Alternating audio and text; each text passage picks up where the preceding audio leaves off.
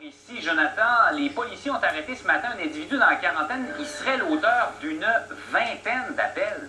Exactement. Et bon, on a eu cette information aux alentours de 8h30, Jean-François. Finalement, il a été arrêté en début de nuit, le temps de l'interrogatoire et l'ensemble des procédures. C'est la raison pour laquelle on a été informé seulement ce matin, mais on a pu apprendre son identité de source sûre. C'est un ancien militaire de 44 ans, un résident de Shawinigan. Et ce qui est fascinant dans cette histoire, Jean-François, c'est qu'on vous parlait de cet individu il y a quelques semaines à peine. Vous vous souvenez peut-être de l'histoire de Steve Kane. Lui avait tenté de commettre un vol dans un restaurant à Shawinigan avec des bâtons de dynamite en sa possession, avait fait face à la justice, mais avait été envoyé à l'hôpital pour subir un examen psychiatrique. Eh bien, figurez-vous que depuis ce temps-là, il est hospitalisé et c'est depuis son lit d'hôpital qu'il aurait lancé cette vingtaine d'appels à la bombe en l'espace de 4 jours seulement.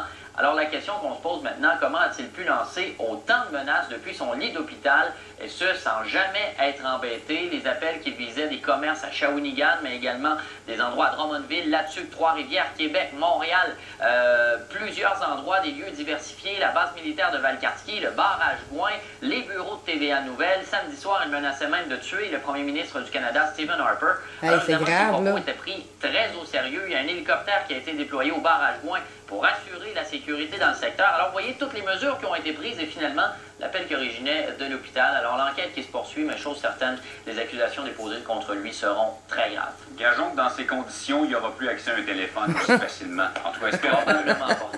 Merci. À plus tard. Au revoir. J'espère aussi. Près de 600 000